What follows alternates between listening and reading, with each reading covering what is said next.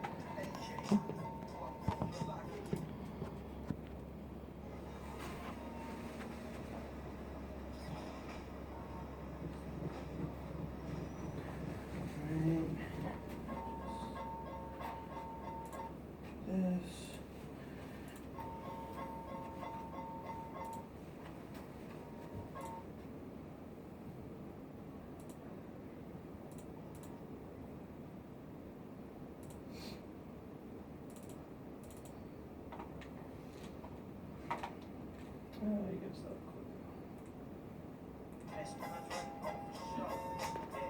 Okay, that's good. I can go through those speakers. Yep.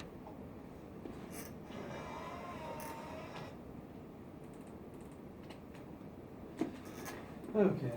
Okay. 1 second. So I'm shutting this out now. 20 seconds. Wait, 6 of them, so.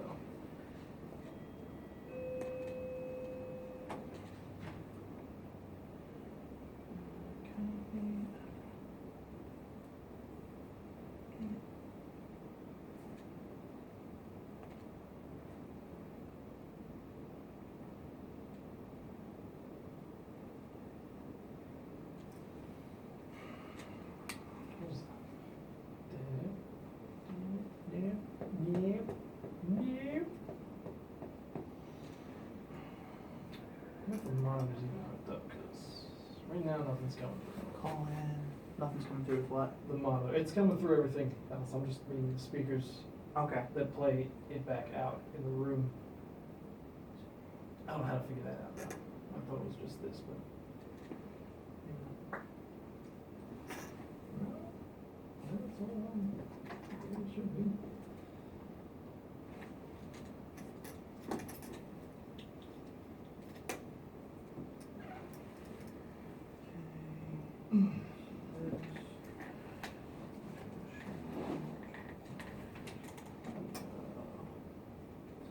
Tweet out.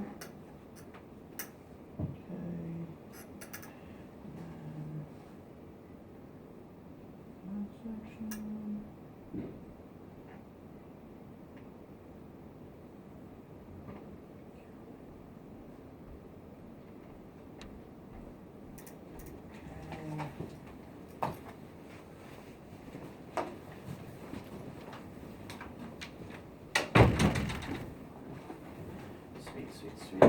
Oh, hey, I didn't see that. Alright, cool. So that's up and running. 1 second. Just finish sending this part out real quick. What's that? 3? Yes, mic 3. I can hear the air. This is amazing. Whoop, whoop. Okay. Just Cross share.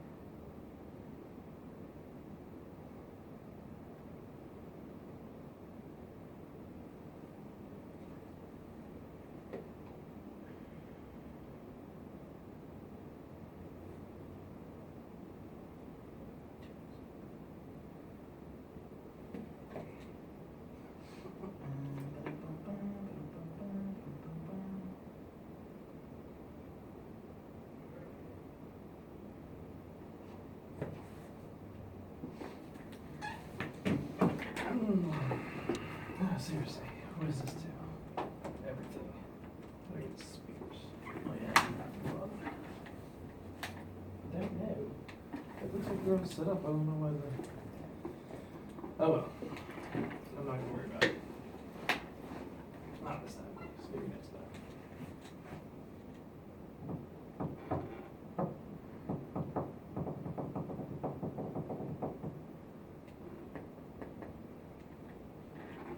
Sweet.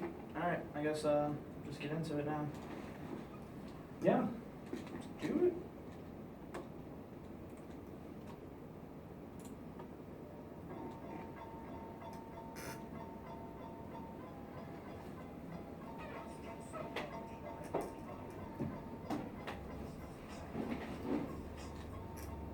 Wicked Philthy. It's been a long time. 6:06. We're actually getting started faster than we normally do. That's pretty good for us, considering the 6-month layoff we've had. Exactly. And it's sad. I wanted to get up here earlier and do a whole clip of all the things we missed, and I realized we didn't really miss that much. We missed the Cleveland Cavaliers and LeBron James losing out the NBA championship to Steph Curry and the Golden State Warriors and I was Splash even more Brothers. Andre Iguodala and the Golden State Warriors Andre there. Iguodala keeping them afloat in those battles with Matthew Dellavedova and J.R. Smith and Timofey Mozgov. It's almost not fair to really even compare that. I mean, that's definitely a series that it's just unfair with the cast of characters that LeBron James had to play with. Majority of that series is. He wasn't going to come out of there winner. If he did, then it would have 100% cemented his legacy if he was, able to overcome so many obstacles. But I mean, if Golden State lost that would have been more of an indictment on, everything that has to do with, Steph Curry, the Warriors, that kind of, trendy offense that a lot of people kind of saw as a team that could go far, but probably wasn't going to win it all. But they ended up powering through. It was definitely a great series for them. Steph Curry played, fairly well, but Andre Iguodala was definitely the catalyst that brought that entire team together. Nobody in Philly wanted to hear it, but I thought it was pretty interesting. And don't tell any of that you just said to the LeBron haters, the true diehard haters, because he should be able to carry a 5-man team to a championship against another 5-man team that actually has NBA caliber players. It's not his fault that Kyrie Irving and Kevin Love both go down. Kyrie Irving gets hurt in the first game of the finals, and it's a miracle they hung on that long in 6 games, and so there's that. The Tampa Bay Lightning almost won a second cup. Yep. In franchise history, I believe. Exactly. Steven Stamkos couldn't get it done against the juggernaut that has become the Chicago Blackhawks out of the West. In 3 cups in 6 years, I think it's been. With some of the stuff that's going around with that team, obviously with the Patrick Kane, rape allegations, it was probably, I wouldn't say it's the last cup that they're gonna, or dominating season the Blackhawks have, because they're obviously a lot deeper than just Patrick Kane and Jonathan Taves. But if you look at, American-born forwards over the last couple of years, Patrick Kane with over 70 points in the playoffs outscores his, next best person by almost 30 points. I mean, it's a huge loss to Chicago if that does happen. But Tampa Bay, I think it was, again, another situation where Tampa Bay in that series, they were playing with house money. Everybody didn't really think that they could do it. They ended up pressing them, obviously, pretty hard. And I think Tampa Bay coming back next year has a super, super good chance at getting back to the finals, especially with some of the stuff that's up in the air of what's going on with the Bruins and then the other teams that are in that division. Now that we got that out of the way, because those 2 sports, they're done with. Something that hasn't been done with, that started before those sports ended, is the ridiculousness that is Deflategate.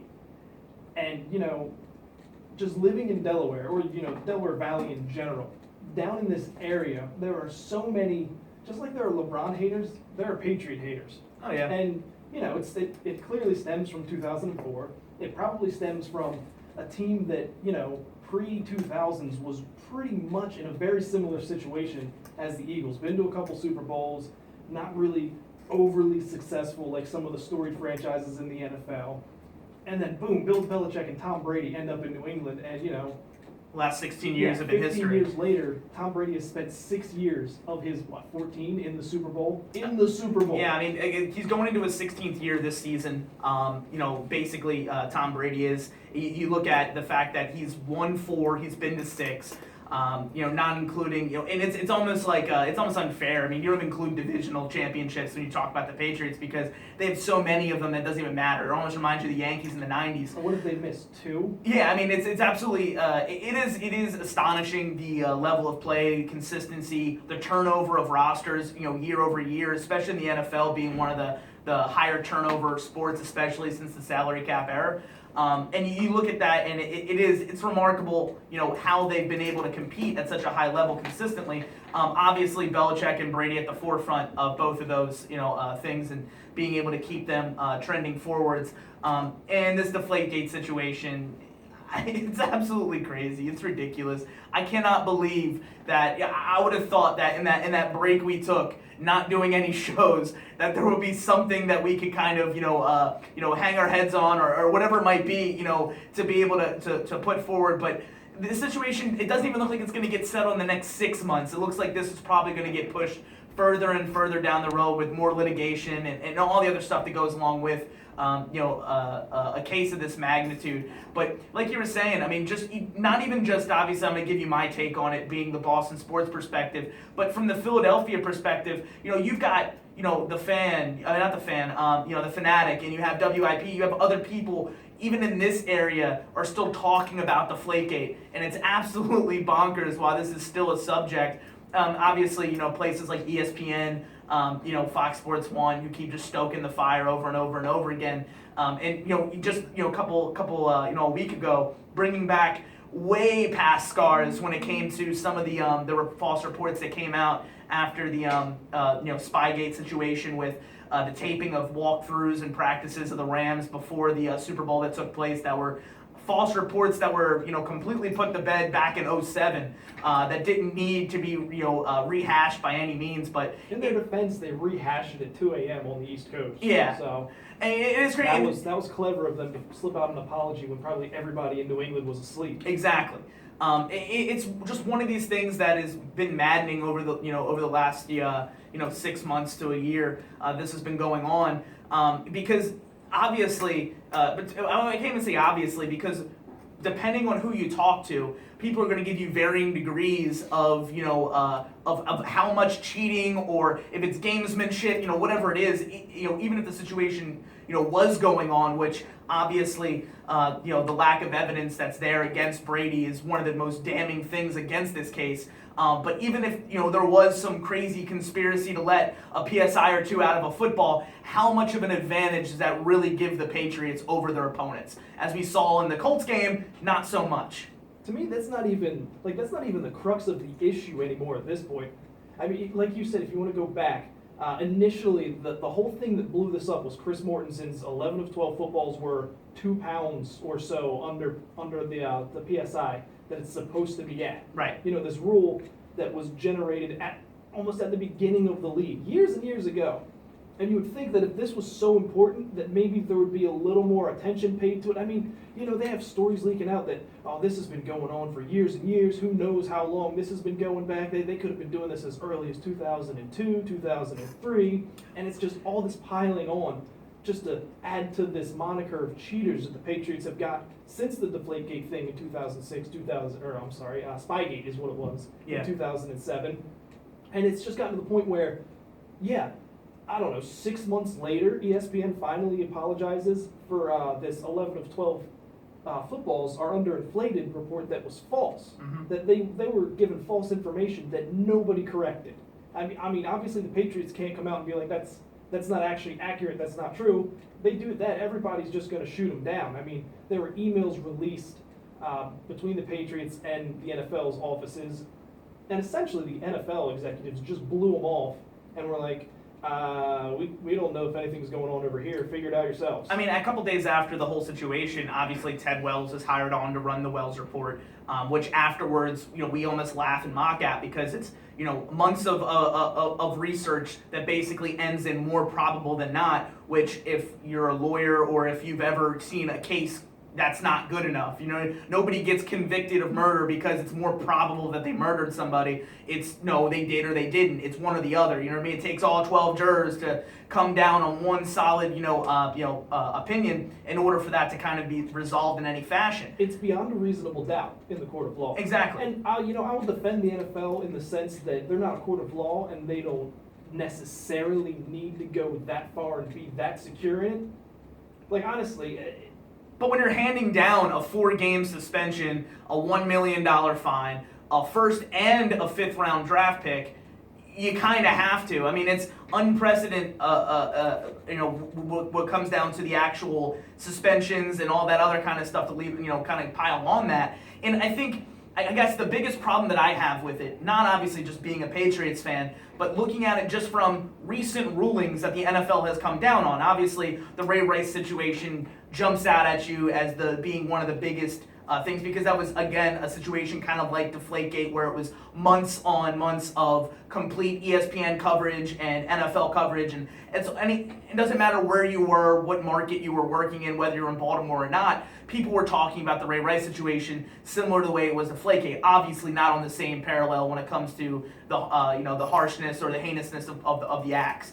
But with that in mind, 2 games for Ray Rice, and even whether or not you saw the tape, whether or not you saw the veracity of what actually went down in the elevator, 2 games for domestic violence versus 4 games for deflation of footballs is absolutely bonkers, right? Not just deflation of footballs, but like everyone mockingly says, more probably than not, exactly, knew about it. Right. Not even more probably than not ordered it, just had general knowledge of it.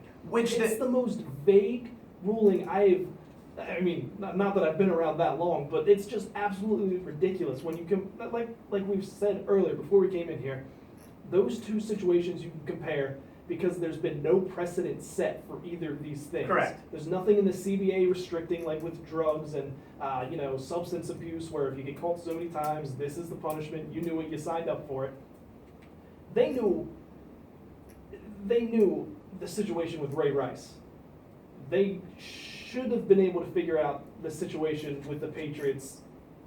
It's just, like you said, one thing is it's 2 games for a situation that they knew pretty much everything about. Mm-hmm. They had the video, and if they didn't have the video, like Roger Goodell you says, still saw at the end of the video, you can piece together what happened, right? The commissioner of the NFL, TMZ, can purchase the video from somebody. Exactly. The commissioner of the NFL, this billion-dollar organization, can obtain a video from the police. I'm sure they would have cooperated. Yeah, and it came down to they didn't even ask for the video. No, and it's absolutely ridiculous. And he gets 2 games, and they try to backtrack and punish him even more, which, by the way, you can't in the CBA, which is why he got off.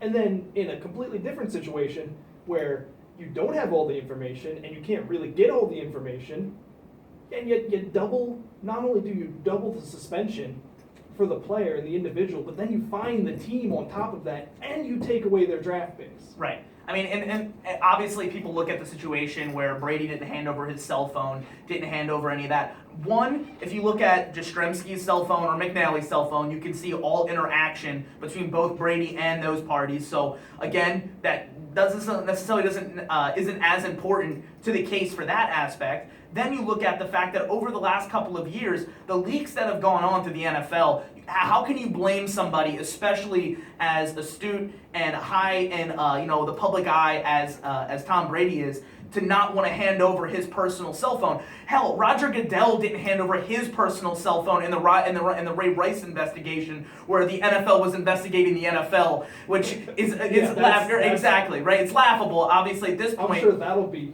just as straight as Ted Wells, exactly, lawyer for the NFL, on their payroll is going to be. Exactly, and then you look at Roger Goodell saying the fact that he's going to be as unbiased as possible, that he can be an unbiased arbitrator, and then it comes out that he doesn't even care whether or not he's biased or not, because it doesn't matter, because the CBA doesn't talk about him having to be biased. He just has this power, and it just.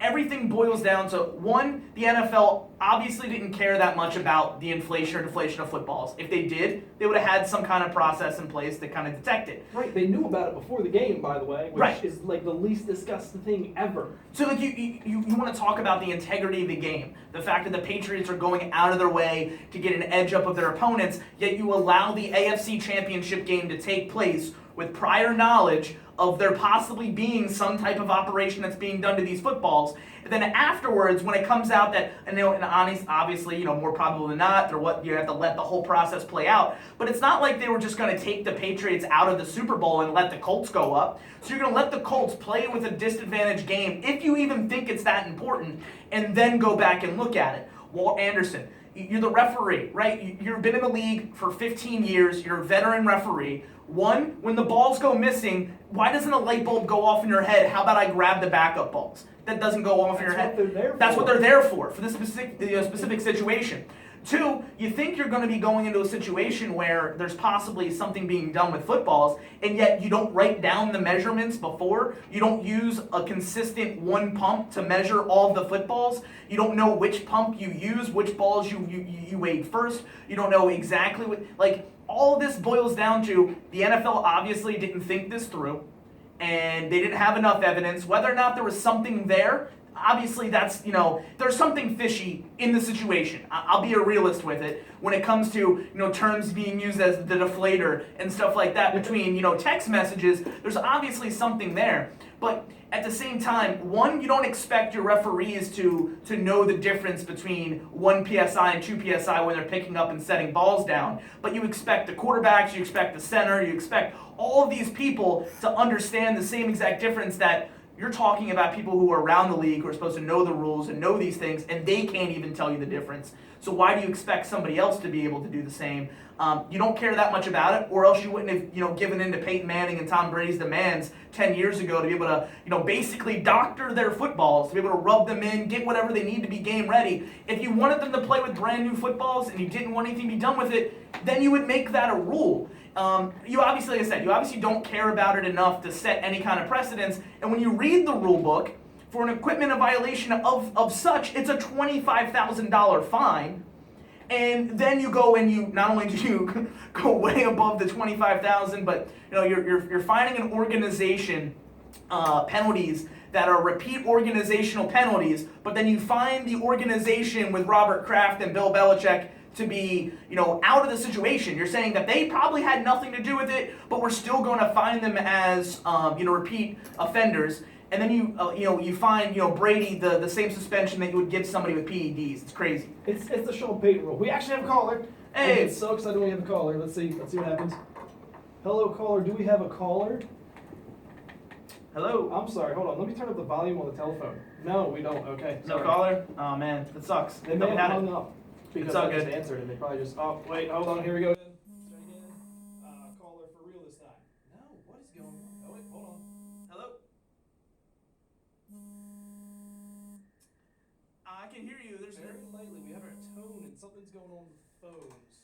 So, maybe check back in a little bit because it's kind of tough to hear you. Thank you.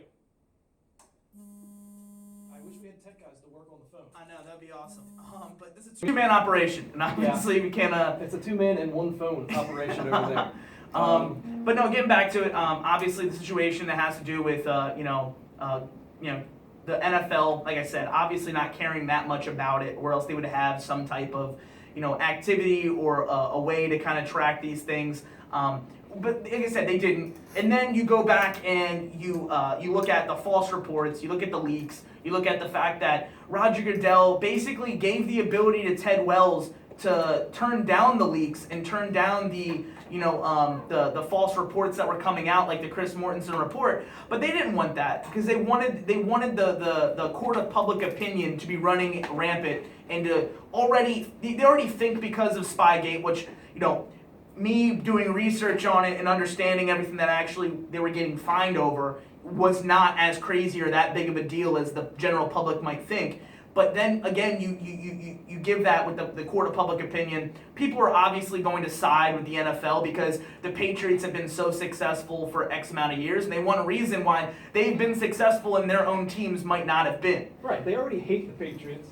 The Spygate thing, they figured we're just going to snowball them. And it's what it feels like. I don't want to go out there and say this is concrete what they did, but two teams could have leaked the 11 of 12 football thing to Chris Mortensen.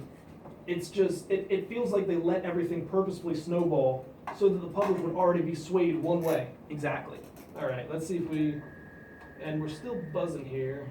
Let me see if I can, no. I don't know what to do.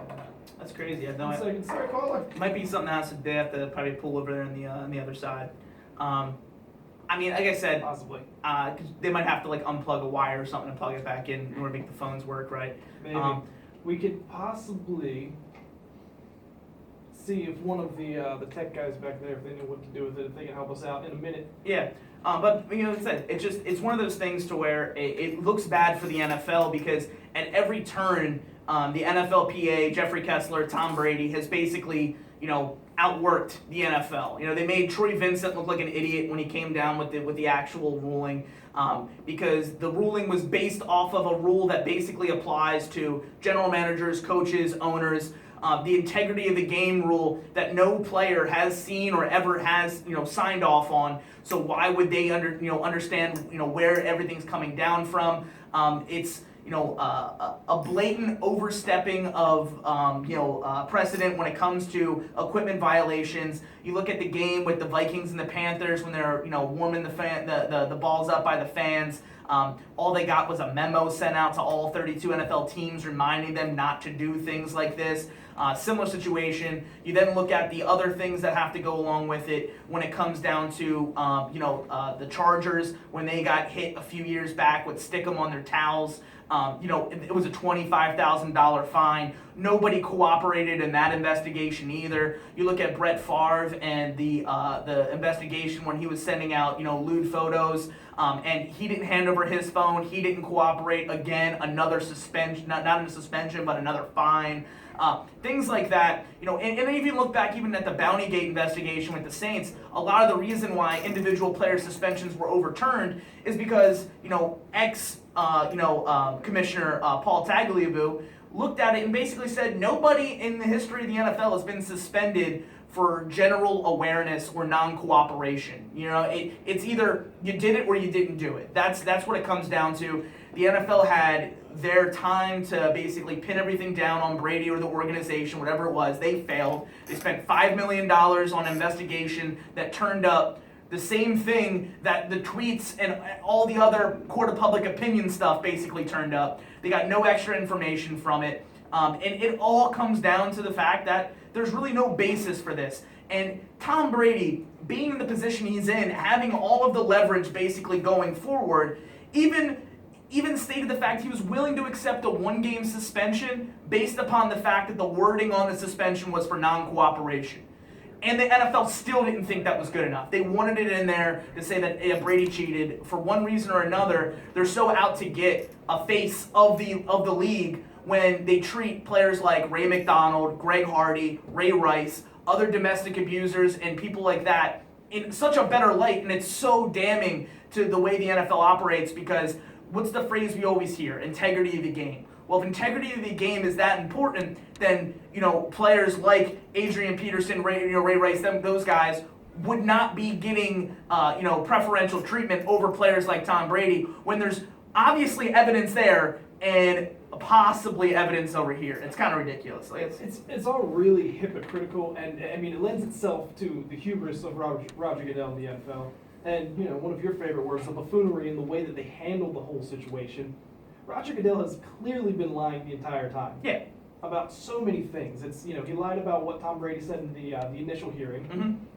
And then when the NFLPA leaked it, he wanted no parts of that being leaked either. Absolutely. The transcripts. He wanted everything locked down so that people couldn't find out. It's just ridiculous. It's talk about the whole Patriots situation with footballs and the deflation and whether or not they did it being shady. The whole way the NFL has handled this entire situation from start to finish is shady.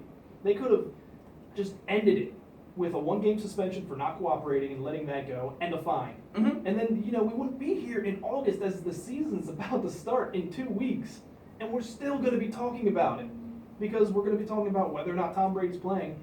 We're going to be talking about why he's not playing if he's not. We're going to be talking about what's going to happen if he is playing because nothing has been figured out at this point. And the only thing that, and obviously if you look at this and you look at it from a money-driven perspective, the one thing people always say, the NFL is making more money right now with Roger Goodell as commissioner than they ever have before. And I think you could put a monkey in his position in the NFL would be making the money they're making now because, how much that really has to do with Roger Goodell, or does it have to do with the NFL being the most popular sport in America right now? You also look at that exact, kind of line of thinking, and it's just, obviously he's always looking to outdo himself. He's always looking to go over the top. The CBA grants him some of these abilities. I can't fault him 100% because the fact that the NFLPA obviously didn't fight hard enough. The owners, when it comes down to it, they obviously thought that putting a judge, jury, and executioner with Roger Goodell out there, be able to hear all these hearings, would still be more beneficial. The one thing you even saw with Robert Kraft, which coming out afterwards, he stated he thought that he was putting his faith in the NFL, and they let him down after the ruling when he accepted the team's portion of that of the fines and the suspension, or the fines and the draft picks. And the whole thing, it comes down to, the good of the 32. And the owners always talk about that when they pretty much urged Kraft to accept the suspension because it doesn't make sense to fight it because it's going to make the NFL look bad. Well, the one thing the NFL gets out of this is publicity. The NFL has been talked about the entire year. Now, they always are in some way, shape, or form, but this has really put the NFL on the forefront. People were leading with Deflategate when there's the NHL playoffs, when there's the NBA playoffs. LeBron James is playing, in another final, and people are still talking about deflated footballs during that time period. So the end goal of the NFL to be able to be out there and to kind of get out there has been done. So it almost, and Joe Thomas, when he came out and was talking about it, and talking about how ridiculous it is, he said how they're treating Brady is like if you get pulled over doing 66 and a 65 and you get the death penalty. Now, obviously, that might be a little too far in a way to kind of, say it there. Comparison, but his comparison is it's over the top. It's not warranted. It's something that is minor if it is being done at all, and the penalty does not fit the crime. And he even said, and the one thing that I loved about it is he sees the NFL almost like they're mirroring the WWE and thinks of Roger Goodell as Vince McMahon. He's out there. He might be the bad guy. People might hate him, but at the same time, the NFL is at the forefront of everybody's mind. And in this 365-day kind of league, it's being talked about 365 days. So the end goal of the NFL is still being made, even though they look terrible here. They look like, a shady organization that is not necessarily doing best by their players. They're still being talked about. But as bad as they look, and it's funny, I want to take a break real quick after this so we can maybe get this phone thing figured out. But it's funny because they're so concerned about looking bad with the Patriots fighting this.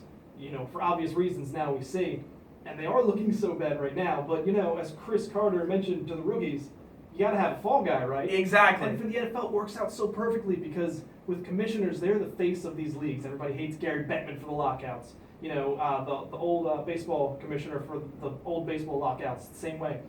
Roger Goodell could be their fall guy because he's getting all the heat when really all he does is work for the owners. But it works out perfectly because nobody thinks of him that way. They think, he's the boss of the league, yada, yada, yada. So they have a built-in fall guy. And, that kind of maybe lends itself to the way they handle these things in the first place. But, we'll try to take a quick break and maybe get the phones worked out so we can actually have some interaction on our show. Woo-woo. Yay. Okay,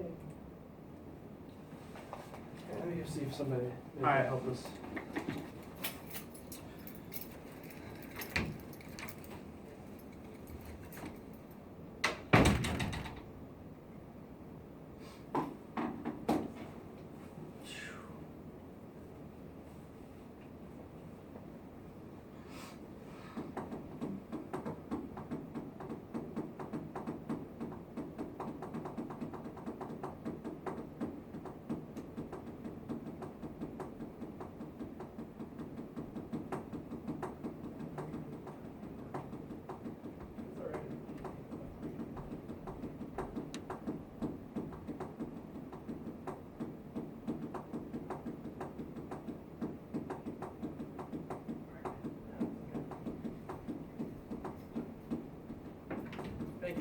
What is the tone temperature, just so I know?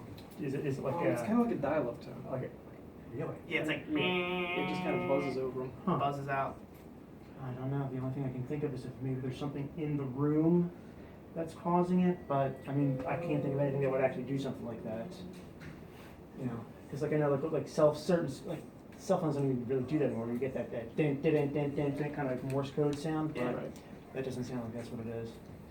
All right, yeah. So I wish I knew the phone system a little bit better. I'm sorry. That's okay. All right.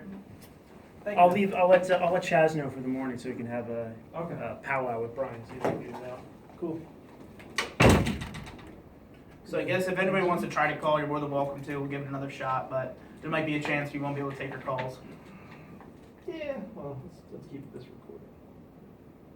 Is it recording? We good? Okay, we're back. Oh my god, we're back. All right. I didn't give a music bed. Oh no, I meant to do that. Oh, look at Philthy, we're back, 6:35. If you missed all the Deflategate stuff, you can just tune in on the podcast when we post it, wherever we post it. And also on the live broadcast on YouTube, you're more than welcome to rewatch as well.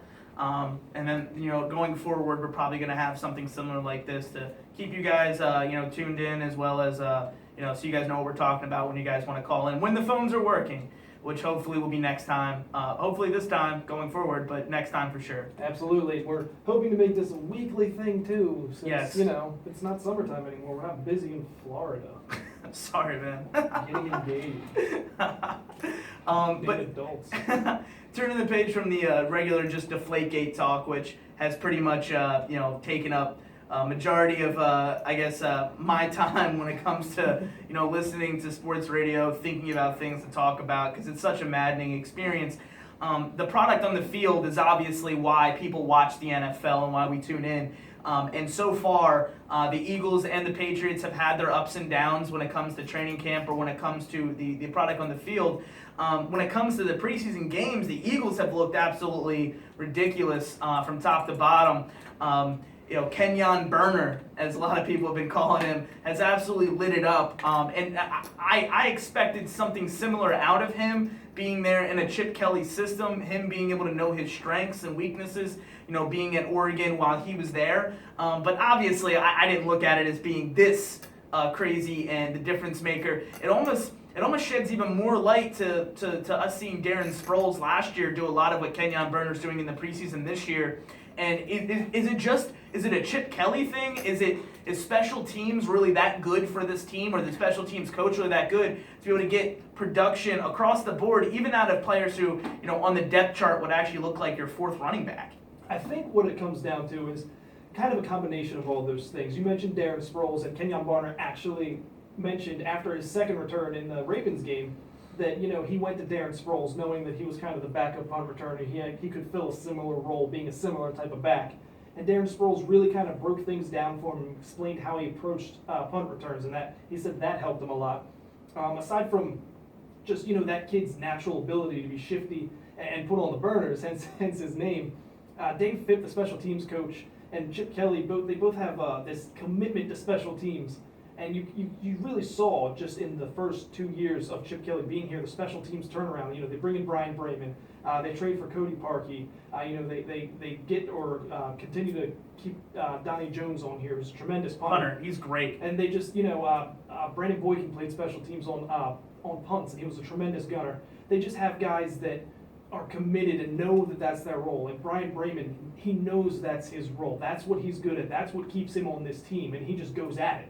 So that's kind of what Chip Kelly wants in guys that know they're not going to start. He wants guys committed to their role on special teams, because he feels like a lot of coaches around the league that's just as important as offense. It's a third phase of the game. I mean, it really gets done on everything. If you can't give yourself either a better starting position or make your opponent's starting position worse, then it really does hurt your offense and defense as well. So special teams is a big portion of it. As far as the Patriots wise goes, you see them re-signing Steven Gostkowski to a huge contract for a kicker, but you put that kind of value in a player like that, it makes sense. Even though people might look at it, he's just a kicker. He might not be a quarterback. He might not be a cornerback or an integral part that you look at, when you look at the faces of the franchise.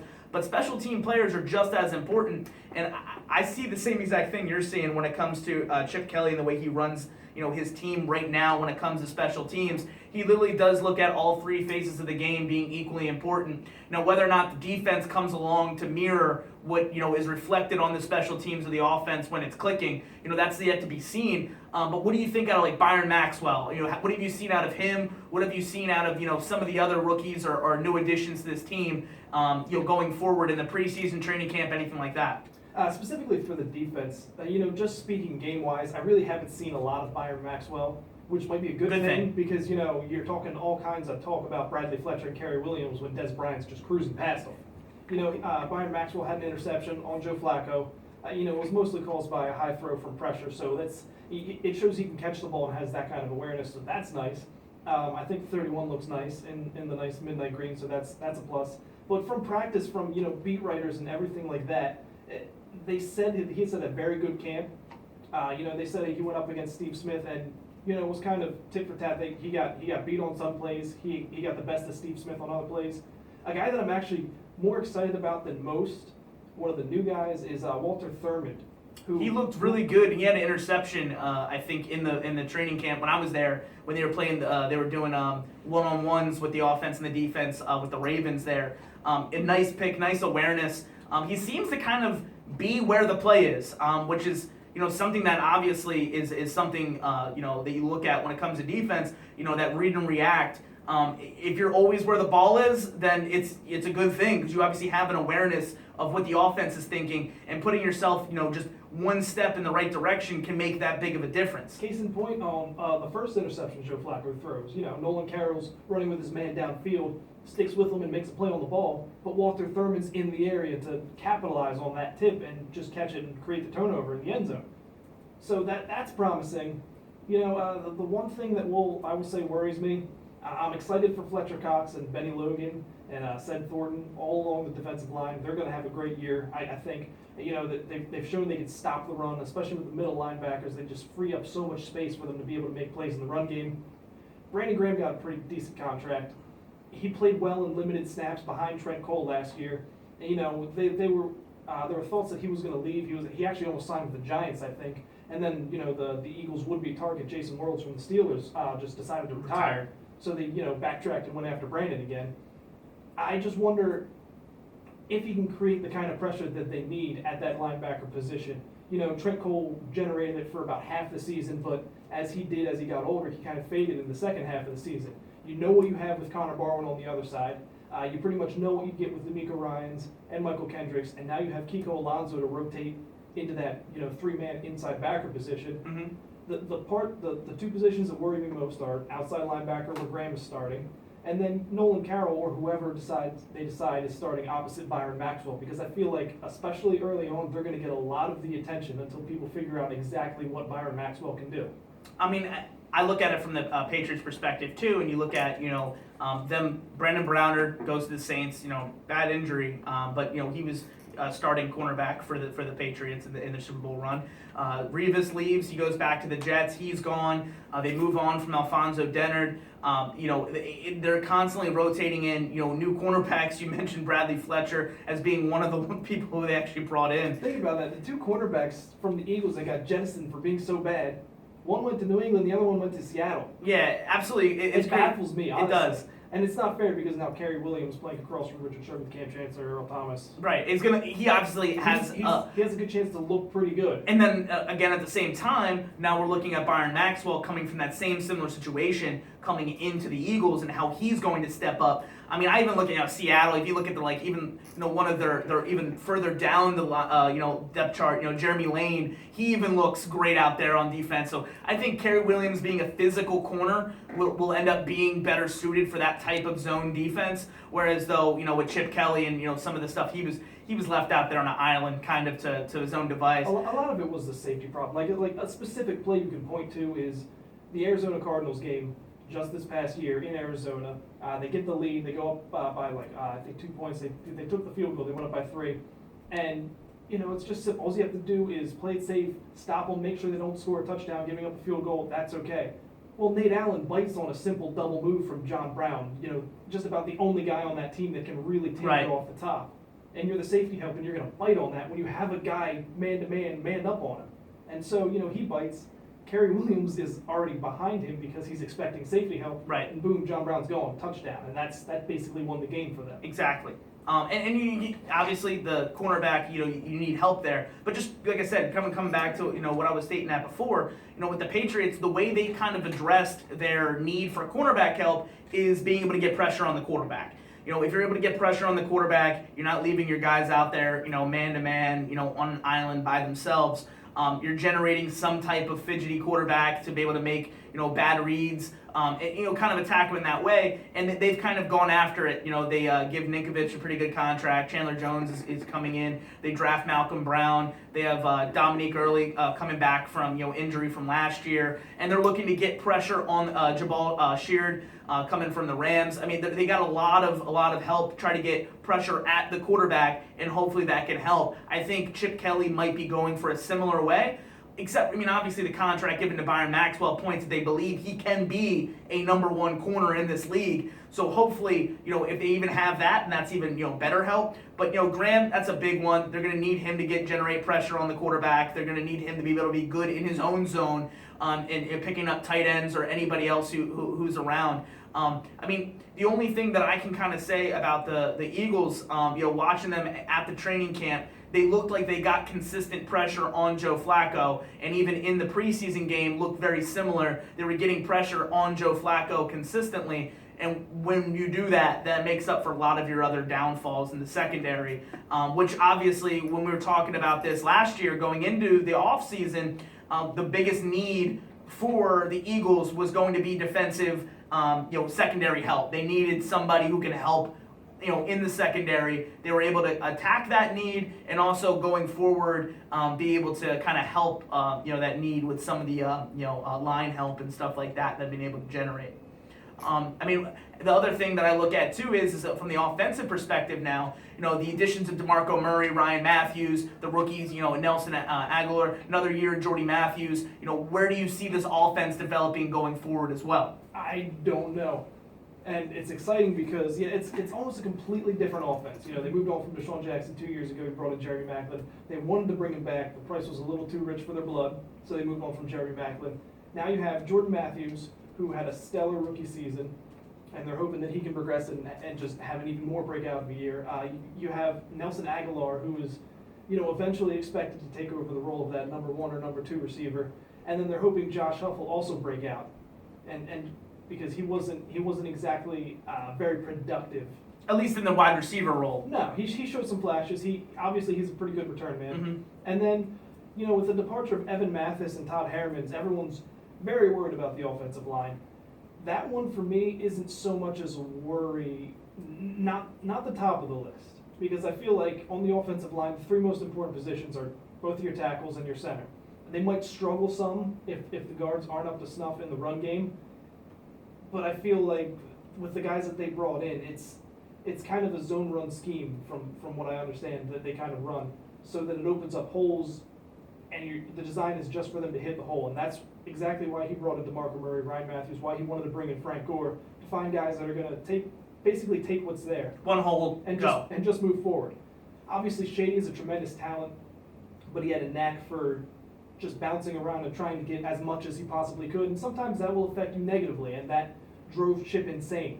That's not saying, LaShawn McCoy, he never hit holes, he was terrible. Right, you look at a down year, yeah, and he was still number two. He was third in the league. Yeah. If Dallas doesn't have, this ungodly, holy offensive line of demigods, and DeMarco Murray actually stayed healthy and they run the ball 480 times. Right.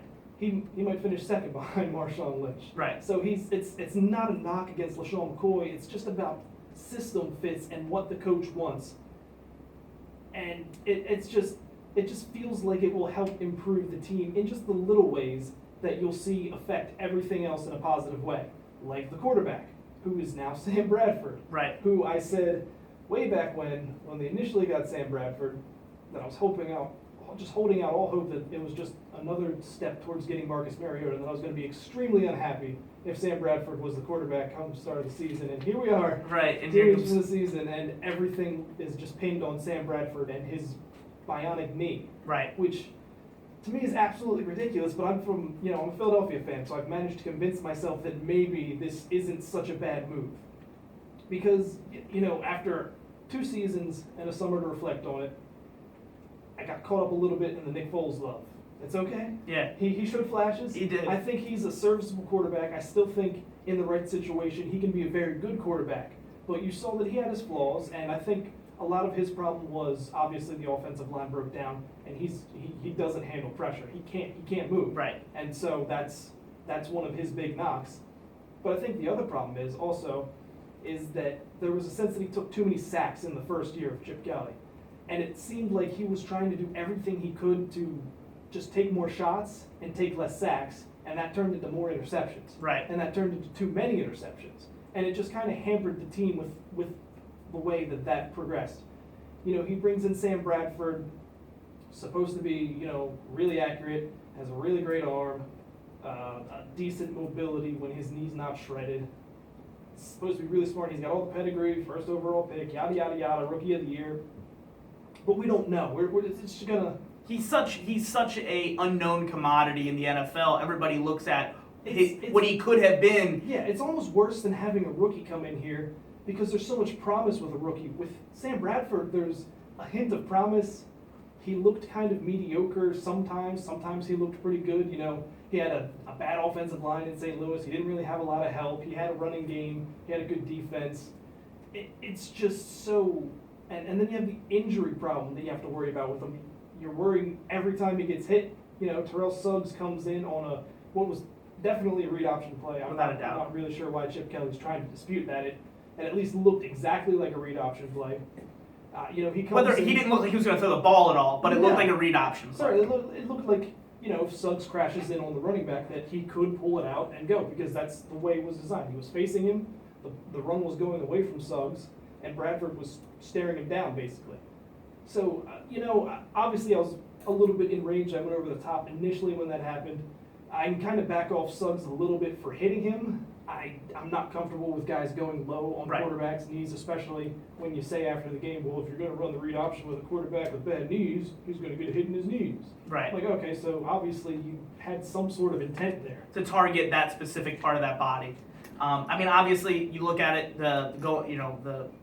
the NFL when it comes to, guarding the read option, and it comes to, how linebackers are going to, go after the quarterback or the running back, whatever it is. Low hits are going to happen in that aspect, but you never want to see, especially in a meaningless football game, a player that you need going forward, or at least you would like to see in that position going forward, taking shots that he shouldn't be taking. Almost looks like, with RG3, you see him taking the shots he's taking in Washington, and Jay Gruden consistently trotting him back out there. At least after Bradford took that shot from Suggs, Chip Kelly reacts, he changes. Everything kind of goes forward there.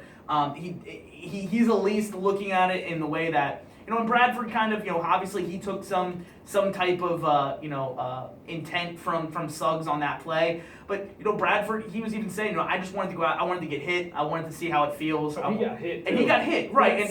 And he bounced back up. So, obviously this is one game in a long list of games that you hope Sam Bradford will be able to play for the Eagles this year. But at least it's promise. He got hit. He was able to bounce back up. Maybe some of the stuff that Chip Kelly was talking about in the sports science and all that stuff when it comes to ACL injuries and them healing to be stronger and basically building that up. Maybe it is true. Maybe there is hope for that going forward with Sam Bradford. I saw flashes in the pan when it came to him in St. Louis. He looked like a poised quarterback sometimes back there. He never looked scared to take a hit. That's one thing I could say about Sam Bradford, is he never looked like he was scared to take a hit, especially with an offensive line that was there that wasn't that great in St. Louis. He was taking a lot of them, so glad he wasn't that scared to take them. But a run game that's similar to the style that he dealt with in St. Louis, a power running style. Hopefully that kind of helps a little bit with him maybe not getting hit as much. But when you expect a quarterback in this Chip Kelly offense to run option like plays, you got to have some level of expectations of him getting hit and being able to bounce back up. Especially with when you've heard it throughout the league when this really first became kind of a fad, or a thing that really became popular with RG3, Russell Wilson, and all these guys coming in. A lot of defensive coordinators were just like, all right, well, if they're going to do that, just hit the quarterback. make them hand the ball off and then hit them, because at that point, they put it in because of the confusion. It's basically unfair to make a defender, if they're gonna, force the quarterback to just basically stop. Like with guys like RG3, Russell Wilson, Cam Newton, if you're coming in and then you have to kind of let up because you don't want to. You're not going to catch them. Yeah, no, they're just going to make you miss. They'll spin out. Like a guy like Mike Vick will just spin out, especially if he knows you're there. And it's too much one-on-one with these guys in the open field. So I understand where the rule comes in. Like I said, it just irks me a little bit less, a little bit less than it did before, but it still irks me a little bit that, he's kind of going for the knee when really in that situation in a preseason game, you can kind of go at him and take a shot at him if you want, but you can at least keep your head up and go through the chest. I mean, with the Terrell Suggs hit, I would honestly say, obviously, I think it was dirty with obviously the way that Terrell Suggs handled it in the press conference afterwards and talking about it. It was not necessarily dirty to where it was an illegal hit as much as it was dirty to like come on, man, like right, like if be a better person than that. You know what I mean? In the course of an actual game, I think it would have gone over a lot differently. And I think that opens up, at least open up my eyes to another conversation that at least from years of looking at injuries that have taken place in preseason. I mean, do we need 4 preseason games anymore? I mean, besides the ticket sales that obviously the owners are generating from this and the money at the gates, we understand, but 4 preseason games, especially when you got players, again, I look at, when you have Tom Brady out there and he comes out week 1, and you have so many injuries on the offensive line, or you look at RG3 and that banged up Redskins offensive line, and you're trotting out your number 1 quarterback out there playing behind 2s and 3s, and they're not able to hold the pressure of the number 1 defense that's playing against them. You're just subjecting your players to these hits. Then you look at even crazier circumstances like Jordy Nelson, and in the Packers, he tears his ACL in pretty much a no contact kind of situation. And Kelvin Benjamin tears his ACL. Obviously that was a little bit before, that was in like training camp. But with some of these injuries and stuff that takes place, I look at the preseason as not being as important anymore, especially with joint practices. You can kind of get an idea of your opposing team and the way that they kind of handle themselves. It's very vanilla anyway in the preseason, so it's not like you're really gaining a leg up in different situations. It's all stuff that you can see, training without hitting wise, you know what I mean, obviously. But I feel like protecting the health of your team should be a more important barometer than trying to see whether or not the 100th guy on the roster who has no shot of ever making a team is going, is gunning down and is barreling down and hitting the opposing team's ones with intent to try to make the team and make a play, and then you see injuries like this happen. I think we should almost take it out, because obviously with Jay Gruden and the Redskins, he doesn't deserve the right to make that opportunity. You know what I mean? You look at Rex Ryan with the Mark Sanchez, Geno Smith situation last year, or the year before that, when he basically put Mark Sanchez back out there again, right, and he gets injured and he's out for 8 weeks, 10 weeks. If that situation was taken out of the coach's hands, if he didn't need to see that because he could have saw it in practice. I mean, there's obviously certain things that are going to happen anyway. It's football. You can't protect everybody. But I just think that it's kind of crazy in this day and age that we're putting out franchise athletes in meaningless exhibition games with the chances of them getting hurt. And you got players like Terrell Suggs who are going after players like it is a real game, and it's not conducive to anything. At least that's my opinion on it. I don't know how you feel about it, Alex. I understand the concern and everything, but I'm kind of on the opposite end of the spectrum just a little bit. You really saw the thing blow up, and I was watching live the Steelers Packers game. While I watched Jordy Nelson catch the ball, make a turn to go upfield, goes down, and instantly when nobody touches you and you go down making a turn, that's an ACL. Right. You don't know the damage that's done, how serious it is, but the nature of the injury. We've seen this 100 times over the course of a couple years.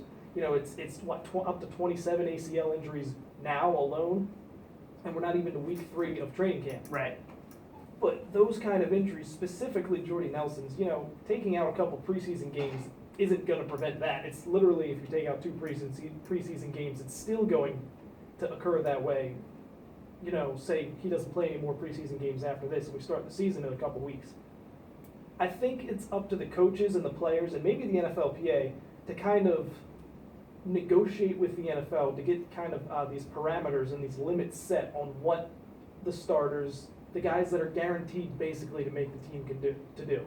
You have practice limits. You have all kinds of limits. You don't see the practices at the intensity that they were 10, 15 years ago. You also don't see the ACL injuries 10, 15 No, years and ago. I think, I mean, and I almost, so it's weird for me because I look at it from a little bit of both. I see that I think they have 17 padded practices they're allowed to have, per NFLPA, regulations in the CBA, 17 padded practices. The rest of them are basically shorts and shell tops. From that basically, I think that, with there not being enough padded practices, I feel like a lot of teams and a lot of coaches and players are hitting the gym a lot harder, and they're taxing their bodies. They're getting bigger and bigger and bigger, and they're still playing in these speedy situations where their bodies are not catching the speed, because in the practices that they're playing like 70% speed. So you got somebody who's bulking up 20, 25 extra pounds, sometimes even more than that, and he's taxing his body in a very, damning way. Then you trot him out there preseason. Now he's going 100%. Now you're letting him loose, and he doesn't even know how to take his own body in that way because it's not built for that. It hasn't been a gradual change. It's kind of been a big thing. You even saw it in the 90s with baseball, with the steroid era. You saw a lot of these players with tendon injuries and stuff like that versus, regular maybe hamstring soreness. It was hamstring tendons that were being ripped and shredded, arm, elbows, stuff like that, because of the bulking up process. Their bodies haven't been able to conform to what their actual limitations are. And I look at that, I think that's a lot of the reason with these ACL tears, but I also think that, maybe if you had more, 70%, padded practices, one-on-one hitting drills in between your teammates, stuff like that, versus these preseason exhibition games, at least you're able to handle it a little bit better in-house, instead of it being, at the forefront where, again, like I said, you have another team's players who have no shot of making an NFL team gunning after your players that you're looking forward to week one. I heard it was this past week or the last week, and it just came back to me now. I don't know if it was an article I read or I heard it on the radio, but a great solution to this would be, I mean, you could lessen preseason, the preseason games and all that. Obviously, that's probably going to lead to an increase in regular season games, which I'm sure the NFLPA will love. But the NFL has no developmental league. No. They have like 15-man practice squads. So these guys, they have to make the 53-man roster when about 45 of those guys are cemented in already from the year before or because they were brought in. There are not a lot of spots, and it's a 90-man roster at the start of training camp because you need bodies. That's a lot of guys fighting it out for, 10 spots, 12 spots, and then 15 more on the practice squad. If you had, a lesser NFL league that had, like a CFL type of thing with just players on another team that. But going by the same rules, because it is kind of weird pulling no, players from the CFL not and the exactly. AFL like it is now. Yeah, not exactly taking the CFL, making it Right, league. obviously, yeah. Making a better comparison would be the D League and the NBA or Right. the AHL for the NHL. Just a league that's just a step below, like Division I college football, Division II college football, just something lower where these guys can work and play against competition and make teams that way.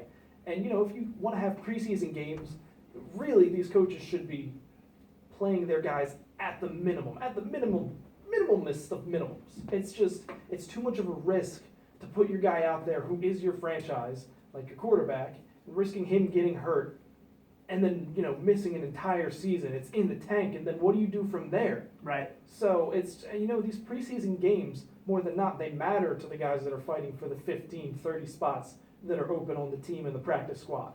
And that's what they're there for mainly, so really you should utilize them for those guys more, I think. And you see teams like the Patriots, I would say, they do their best to try to hold out as many, like Gronk hasn't really played in any games, Edelman, LaFell, players who have some of these, I almost think some of the nagging injuries, are helping these teams to not put other players in different positions. But you do see teams that, kind of refrain from that, especially, week 1, week 2 of preseason. And we look at obviously week 3 as being the closest thing to week 1 that we're going to see in preseason football, with a quarter or a half basically being dedicated to your number ones. But even with that, it just, like I said, Does Aaron Rodgers really need to work on his chemistry with Jordy Nelson? No, he doesn't. Like, Not you now know, he doesn't. Obviously, you know what I mean? Like, That's rude. I'm sorry. I mean, he doesn't need to happen. And then you have Tom Brady out there, and he's throwing to players like Josh Boyce and Brandon Gibson, who either aren't going to make the team, or if they did, they're never going to be on the field at the same time as Tom Brady. So what sense does it make to really put him in that position? Because what chemistry does he have to build? And if you had to build that chemistry, well, hell, you have all week in practice to do that. I look at it as being, 2 preseason games, I think would be enough. Honestly, 2 preseason games would be enough. Because through 2 preseason games, you could look at all the other fringe players you have, you throw them out there, you see what you're working with, bring back maybe some of your, throw out there, kind of similar to how NBA Summer League works, where, in the Summer League, Marcus Smart just played in the Summer League. He's obviously going to be either the Celtics starting point guard or one of the point guards in that starting rotation, but he's still a young player, so they're going to throw him back out there to see if he can cement his role as that team player and be able to pull things together.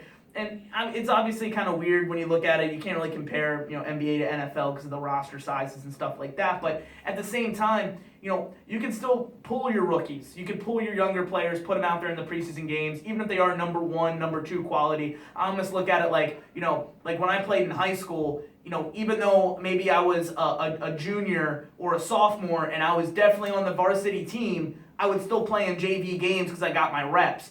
Now, if I was a senior, and I was, there was nothing else for me at JV, there was nothing there for me to see, then obviously I'd play just varsity. So Tom Brady, varsity. He doesn't need any work with that. Jimmy Garoppolo, on the other hand, maybe we are going to put him out there with the 2s to see how he works with the 2s, that kind of stuff, and just evaluate it better, because I just see too many injuries to big-time players. I mean, Skandrick, for the Cowboys, MCL, ACL tear. He's out for the entire year. And that's their starting cornerback. He's gone. And there's too many of these knee injuries. And a lot of it has to do with the changing of the rules, where you can't hit a player up high, so they go low. But again, we see so many of the Jordy Nelsons where there's even no contact on the play and it happens. And it just, like I said, it just isn't conducive to you trying your best to put the best team you can week 1 out there. No, and the Jordy Nelson injuries are the toughest because there's no contact. I mean, as much as it sucks that it was in a preseason game, it could have happened in practice. The reality of that is he could turn wrong in practice. He could slip and fall, and all kinds of things. But does he? Happen. The thing that was in practice, he's probably going 70%. He's not going 100% like he probably was in that preseason game. Therefore, that's the result of it too. So I mean, I understand where you're coming from, and for as many Jordy Nelsons going 100%, there is the going 70%, and almost that even. Put you in a worse position. Absolutely. Because now you're trying to maybe put your body in the motion of doing everything right, but you're not giving it 100%. We see that all the time when it comes to at least line play, where if you're going 70%, but the other guy might be going 75, you're in a bad spot. You're in a bad spot because you're not going all out, and you're putting your body in that position too. Especially it's one of those adages of the whole don't play scared to get hurt thing. Because if you play scared to get hurt, you're going to be worried about that. You're going to do things that you wouldn't naturally do in the course of a game, and you're going to end up getting hurt because of it. I kind of turn the page from some of the stuff when it comes to the injuries in preseason. Maybe some of the other people who have stepped up. Jimmy Garoppolo in that game against the Saints looked absolutely incredible. He looked surgical. Besides the 1 interception he threw, which you can obviously tell he wanted that one back. It was a bad pass. But the one where he spun out and he was able to throw that deep ball down to Harper, chilling in the end zone. I mean, that kind of poise was great to see from Jimmy Garoppolo, obviously playing against 2s, 3s, 4s, some even on the Saints throughout that thing. But, you see some good signs from there. On the Eagles' end, Tim Tebow. Oh yeah, Tim Tebow. Love that guy. Yeah, I mean, you got a weird conversation to have right now in Philly, because obviously Sam Bradford's your number 1 going in. That's how it's labeled. Sanchez being the number 2, pretty much cemented. But do you go with the player who maybe gives you more versatility in that position, like Tim Tebow, and also helps with the jersey sales and all the other stuff that goes along with Tebow mania, or Matt Barkley, who for all intents and purposes, the last couple of years has sucked and in every position hasn't looked good, but in preseason has actually looked semi-put together. So it's you're really kind of, do you go with some type of talent level with Matt Barkley, maybe developed for a couple of years, or do you go with the maybe, I wouldn't say unknown commodity, because we know what Tim Tebow is at this point in time, but in that system, do you think, even just keeping him in there for goal line packages and other things like that keeping Tim Tebow there would be more beneficial than keeping Barkley?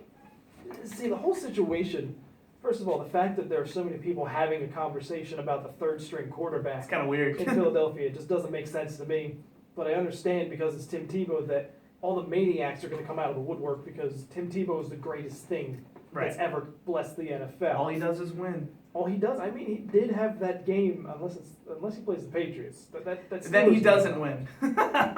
All that aside, if you're just looking at it based on preseason performance, they really haven't looked that much different from each other. He had surprisingly enough, in the first preseason game against the Colts, Tim Tebow had 2 throws over the middle to the tight end that were they looked like rockets shot out of a cannon, which surprised me because he's not really known for his arm strength. Right. He's known for his loopy, 7-second release.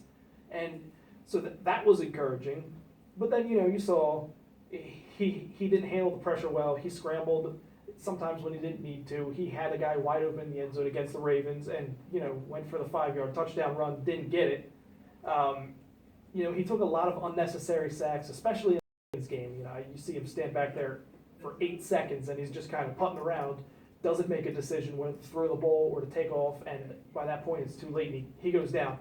Matt Barkley has looked promising in the context of what Matt Barkley has looked like elsewhere in his career. Right. He looked like he was, a decent, competent quarterback against the Colts, made a bad decision, couldn't get the ball out in time against the guy that was really unblocked, and it got tipped for an interception. In the Ravens game, he didn't look nearly as good as he looked in the Colts game, and it kind of was a regression of sorts with Matt Barkley. To me, I don't want to keep either of them. I don't see the benefit of keeping Tim Tebow as a third quarterback active on the roster when that takes away from another position you could keep active. And if you're just keeping him as the emergency backup quarterback, then that's just even more of a stupid move to me. You can just sign him off the streets then. Absolutely, and so that seems to me that it would be the best option to me is Matt Barkley. My problem is, I don't think that Chip Kelly wants Matt Barkley, and apparently he really likes Tim Tebow. They're going to try to trade Matt Barkley. They've been trying to trade Matt Barkley for the past year and a half, and that to me is what this whole preseason thing is about. They're trying to show how much he's improved in case somebody's like, here, take a 4th-round pick for him, and they'll take it and ship Matt Barkley away to wherever he's going to go. Right.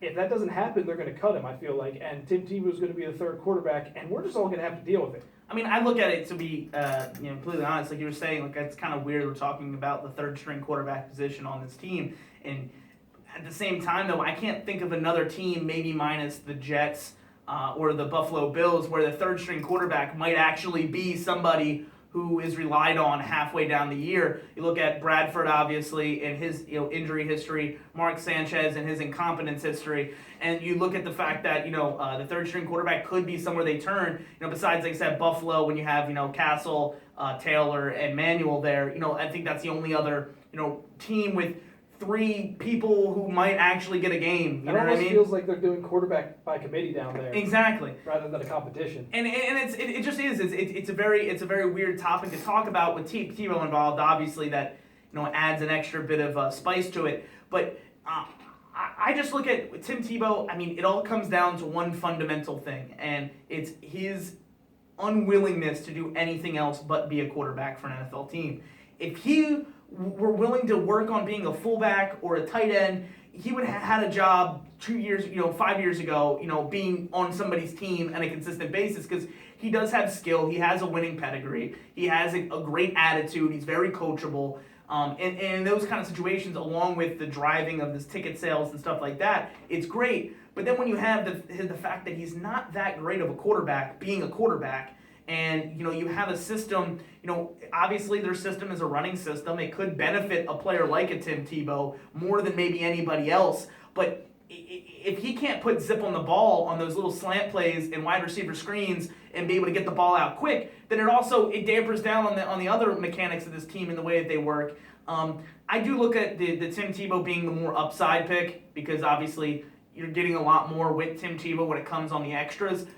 Plus the fact that if he is willing to work out of some of the packages, it's kind of funny because it's like you would think he would be perfect in the Wildcat, yet he sucks in the Wildcat, and it's like there's other stuff with Tim Tebow that just is enamoring. That's because everyone knows he's going to run just like a running back. Exactly, and obviously that has its own kind of mix of issues with it. But I just what have you seen out of Mac Barkley the last couple of years that looks anything promising? I haven't seen anything, and at that rate.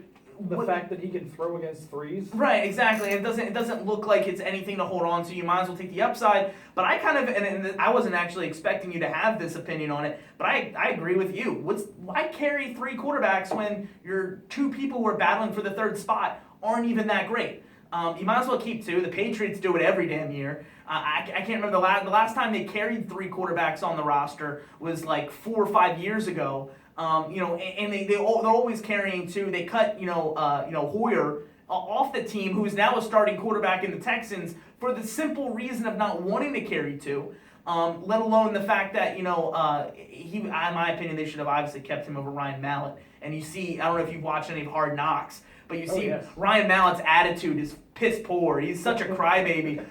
You look at the fact that in the conversation that Billy O'Brien, which by the way, I love O'Brien. O'Brien's the man. He's probably the only person who's come out of the Bill Belichick coaching tree that I can honestly say has learned from Belichick in the way that he does things, because you saw he gave Hoyer the starting position.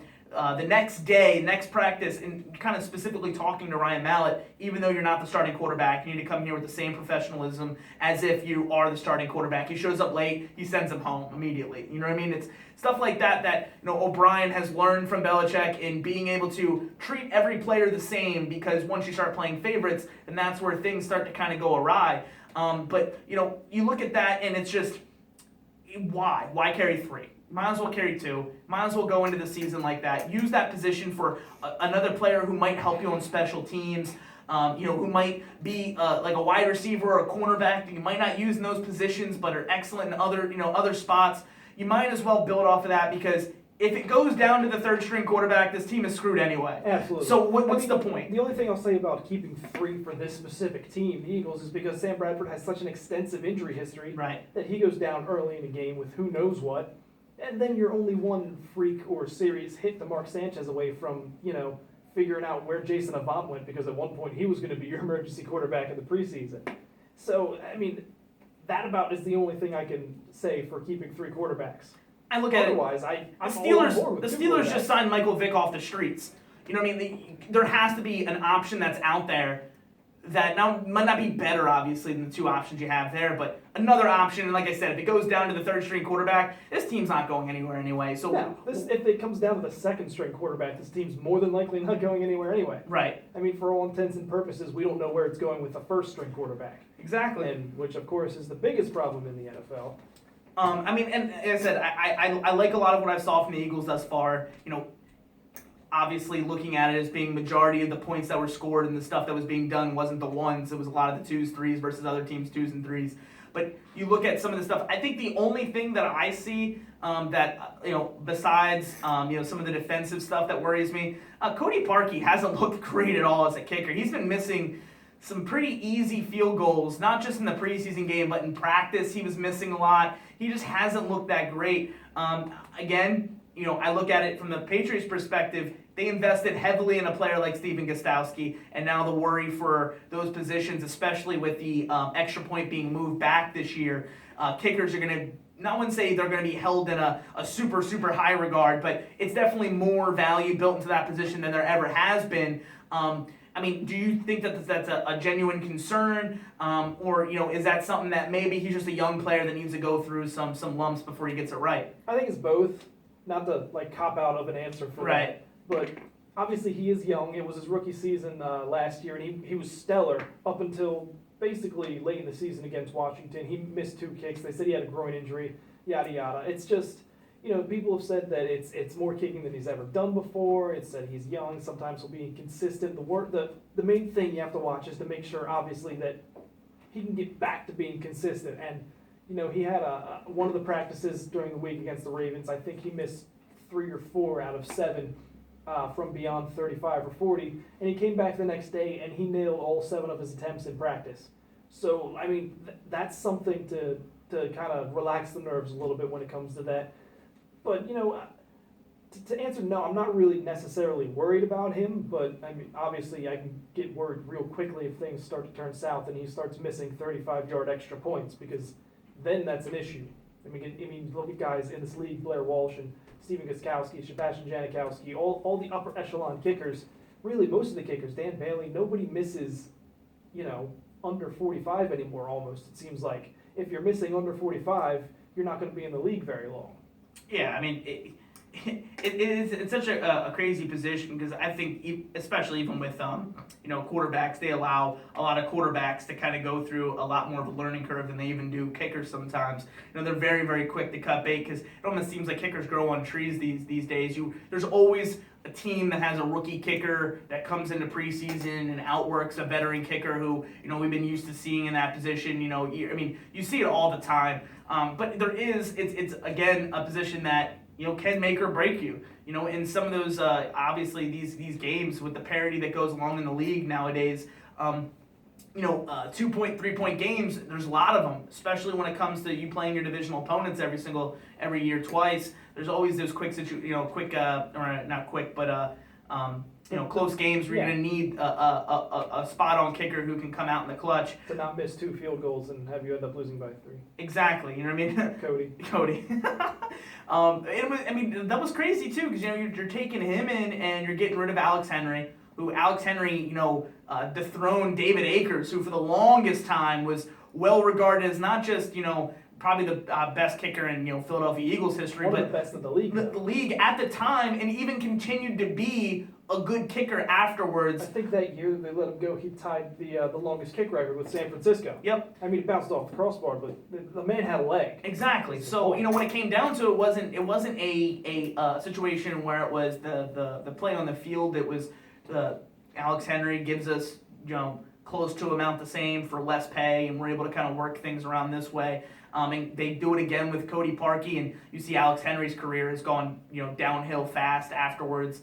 With him losing that battle out to Cody Parkey. But I look at that as being kind of a concern. Donnie Jones obviously isn't a concern. He's one of the best punters in the league and consistently has been. Yeah, I wish Madden would recognize that, by the way. Not to interrupt your train of thought, but that is so annoying. He's not a good punter in Madden. I don't understand. He's awesome in real life, though. But no, that's the thing. Like, it's special teams, like we were talking about earlier. It's almost, I think as a fan, we're more aware of it. Obviously, it's always been important, but like specialists these days, you have a roster spot for John Dornbos as just long snapper / house magician, and and resident signature person, because he's always giving signatures. Absolutely, he's one of the most popular Eagles ever, and I think it has more to do with his magic and the type of guy he is than what he does on the field. But it's crazy, like these specialists, Shane Leckler is one of the highest paid punters in the league. Some of these guys, when they're really, really good at what they do, they get a lot of money. Like you were talking about Sebastian Janikowski getting that kind of money. Steven Gostkowski. Steven Gostkowski, I'm thinking of it. It's cool, other Polish guy. Either way, just a guy that kicks the ball. Right. Damn it. And Steven Hauska is another guy that comes to mind who's probably going to get a good amount of money from somebody, whether it be Seattle or somebody else, because, like you were saying, you do come down to these moments. I mean, just look at the Patriots way back when they had to start their 3 Super dynasties. Bowls. I mean, you're putting them into position to kick game-winning field goals, or that last field goal against the Eagles put them up by enough to really put it out of reach for them. The way that game ended up going along. I mean, and obviously, if you look at the dynasty that the Patriots built, Adam Vinatieri had, obviously on in a one position type ordeal, he made just as much of a difference as Tom Brady and some of the other players on defense like Ty Law and Rodney Harrison did during those eras, just because the fact of how good he was at that position and, being able to come in the clutch and, some of those plays were absolutely, you look at the Snow Bowl and him kicking the field goal in the snow along with the other games that took place when it came to the Super Bowls. There's a lot of time that's invested in that position, and I think it's just going to get greater when you have the extra point being moved back. Now, on the opposite end of that, I look at it as almost we're going to see so many 2-point conversions this year because of the fact of the kick being moved back that far. You look at it, play people like Chip Kelly. kind of like a gambler, in some ways. I think I almost see him taking more of those chances, and why wouldn't you? Why wouldn't you take more chances? You complete one of those, it's like kicking 2 extra points. I don't know. Obviously, Madden 16 just came out. From playing in the game, it's so weird to see the kick being moved back just in that regard. Just watching it on the field, and you're looking at it like, damn, this is actually going to be not so much of a walk in the park kind of thing, in the league. And we've already seen it in the preseason with some of these misses. Cody Parkey being the one that obviously we firsthand happen. But it's not as big of a walk in the park. I mean, how much of a change do you think this is going to make to the dynamic of the NFL? Do you think it's going to be that big of a difference? Do you think coaches are relatively going to play it safe and go for the field goals, or do you think that they're going to kind of go for that extra 2 points since it's so much closer? I don't know that it'll change that much. They actually asked Chip Kelly about it recently, and he brought up the numbers where the percentage of obviously makes overall goes down because you're backing it up, but compared to the percentage of 2-point conversions being successful, it's still a pretty big disparity. And I guess you can, obviously that's because one's a field goal and the other one's you're basically going to cross the goal line for another touchdown. Mm-hmm. It's a little bit more difficult, but I think that as you go later in the season, if you run into kickers that are just not having really good success doing that, they're missing too many of them. Maybe their percentage is down to like 70, which is terrible. Then yeah, you'll see a little bit of an uptick. And I think, especially in bad weather, if the kicking conditions are just generally bad, you're going to see a change in that too, where they might decide to forgo the extra point because it's basically 20 yards further back. I mean, you saw on the ridiculous Snow Bowl a couple years ago where it was just a blizzard that the Eagles and Lions were playing, and they just forgot about kicking the ball at all unless it was a kickoff or a punt. And they were just going for 2-point conversions, and that was from a 15-yard field goal. So I feel like if conditions are just, moderately to severely bad, not to that extent, but that's going to affect it in that way too. Other than that, like dome teams like New Orleans, Atlanta, I don't really see much of a change because they're just going to line up and kick a 35-yard field goal and just go with the numbers essentially. I mean, like I said, I look at it as I see coaches. Ron Rivera obviously jumps out. Riverboat Ron. With him, this is going to be so cool to see teams go for these extra points. I think in a more consistent basis. I mean, it's going to be more consistent than it was before, obviously, with the difference. But to see what the disparity between the two is obviously yet to be seen. Because beforehand it was really really rare to go for 2 unless you absolutely needed to go for 2 to make it a 7-point game or to come back from 8 points down. It was almost it was an anomaly. An anomaly. God, I struggle with multiple syllables. But it was just so rare because you didn't really need it, and a 15-yard chip shot, it wasn't worth risking that point for an extra point on top of that extra point. Basically. Exactly. Turning the page from talking about the Eagles and the Pats, moving into some baseball talk just for a little bit, because the Red Sox and the Phillies have both been pretty hard this year. One expected to be not very good. The other one expected to contend for at least a wild card this year, but obviously falling flat on their faces when it comes to the Red Sox. I thought you were talking about the Phillies. Oh no! Sorry. No, I think everybody, including Philly fans, could kind of look at the Phillies this year and see that there wasn't a whole lot there. Even with Cole Hamels on the roster to begin the year, Chase Utley, which obviously aren't now. I look at both teams in 2 completely different situations. Going into the year, obviously being in 2 very similar situations going through the year. One with their general manager stepping down halfway through and hiring of Dave Dombrowski from the Tigers, who's put together, a couple really good Tiger teams that have contended for World Series, as well as the team that won the championship in Miami, when they were still the Florida Marlins, back with John Henry, having some type of, organizational, appeal as well as familiarity between the two of them. And then you look at the Philadelphia Phillies with Ruben Amaro, who I think for years people have been, clamoring for a change in that position. With the Phillies, front office wise, changes that you expect to happen next year. Do you expect Ruben Amaro to not be here? And going forward, do you expect there to be, a expenditure of money, or of let's just kind of ride this out with the farm team and see what we have in these young guys? Logically, I would expect Ruben Amaro to be gone.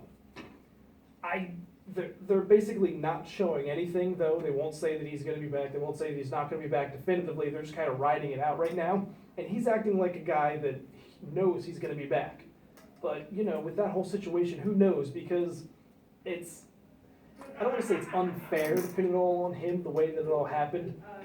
Because bringing in Philthy, bringing in Roy Halladay, bringing in Hunter Pence, bringing in all these guys, Roy Oswalt, the four aces, yada, yada, yada, all of that. Paying Ryan Howard. Exactly. It was at the time that it happened, everyone was for it. It was all great. They had a great run from 2007 to coming back and winning the division for the first time in years, to 2008 and onward through about 2012, and then it all kind of fell apart at the same time with Ryan Howard's injury, everybody getting a little bit older, things starting to just fall apart, and Roy Halladay, not the same pitcher. Obviously, you lose Roy Oswalt. Cliff Lee just kept getting re-injured. It kind of fell apart on him. And he almost held on just a year or two too long to the pieces that really got them the World Series and got them to be a competitive team and one of the best teams in baseball.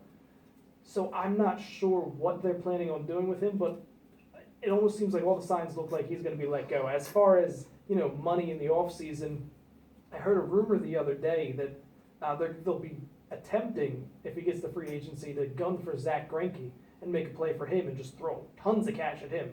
Which, on the one side, kind of doesn't make a lot of sense for me because it seems like they're so far away from the playoffs.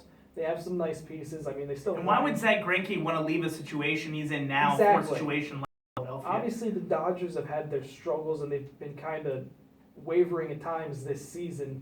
But I mean, that's a hell of a pitching staff, and Zach Greinke is a hell of a pitcher. He had an unbelievable run.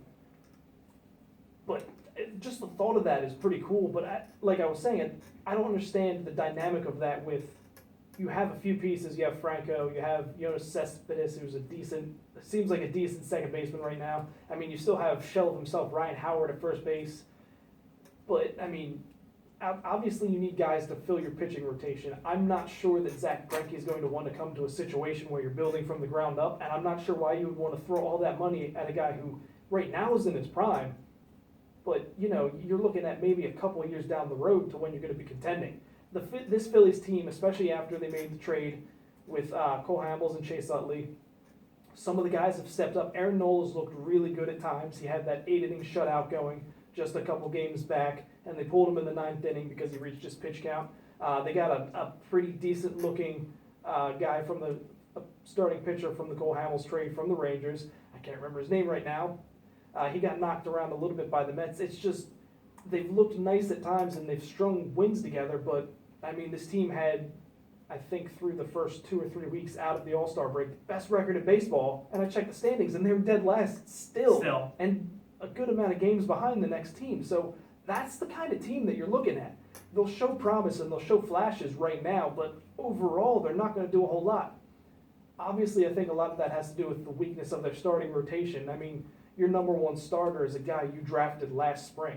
Mm-hmm. It's not a good situation. Yes, Zach Greinke is going to bump that up a lot for the next couple of years that he's here, if he does come here and they have the money to throw at him, but it just doesn't seem, to me it doesn't make sense for either Zach Greinke or the Phillies to go into that. The Phillies just, I mean, for me, I look at it, and obviously I thought 2013 for the Red Sox was going to be a similar year to what the Phillies have been looking to do.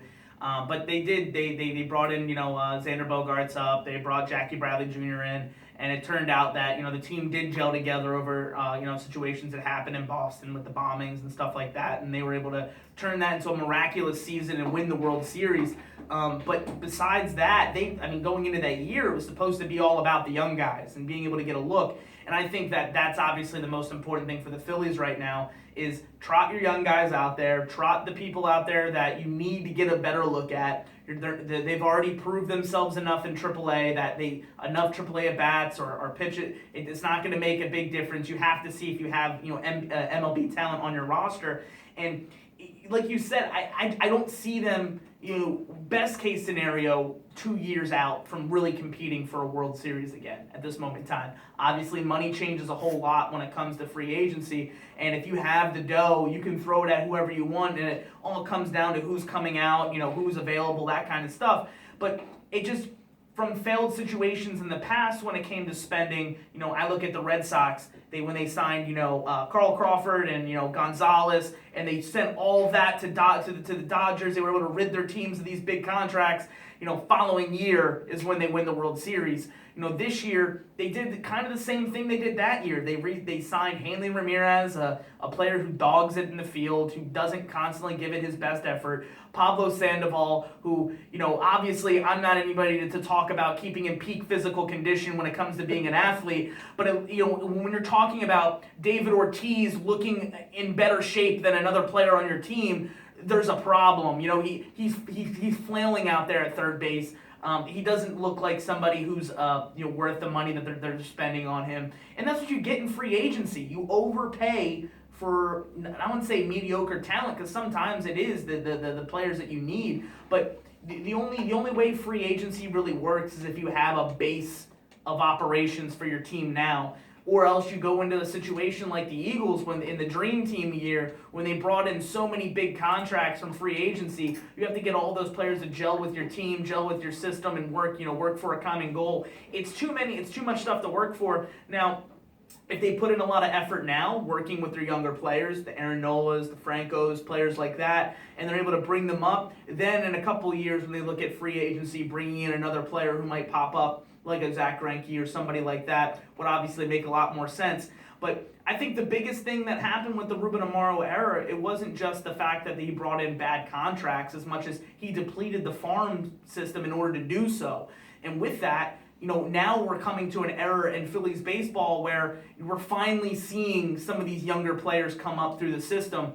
Whereas though a couple years back, it was when players weren't performing like, Ryan Howard, it was who do we have to put in, because there wasn't that next player waiting in AAA or even AA for that matter to move up to the Philadelphia Phillies and fill in those holes. So like I said, obviously the rest of the year is looking at your talent and evaluating your roster. But I wouldn't be shocked if Ruben Amaro was still here next year, because the last couple of years people were talking about Ruben Amaro not being here. But at the same time, it seems like what more does he have to prove here in Philly? I mean, can he be go somewhere else and do better? He probably could, but in Philadelphia, it seems like he's worn out his welcome, and like I said, I wouldn't be, for him staying. I think he's done enough to damage the roster. Now, obviously, getting rid of Cole Hamels, trading Chase Utley, getting some type of value back for both players was obviously, promising. But at the same time, it's like,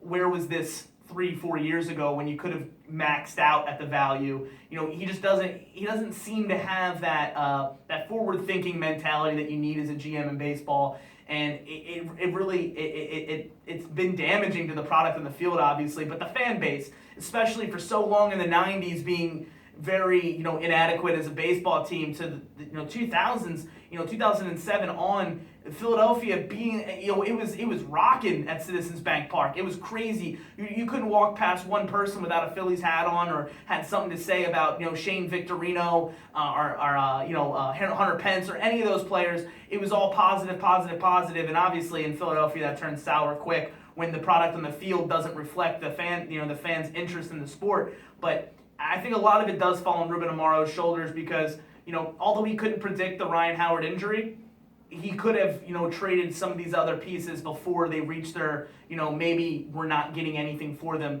kind of level. And it's damaging to the team now and damaging to the organization down the road.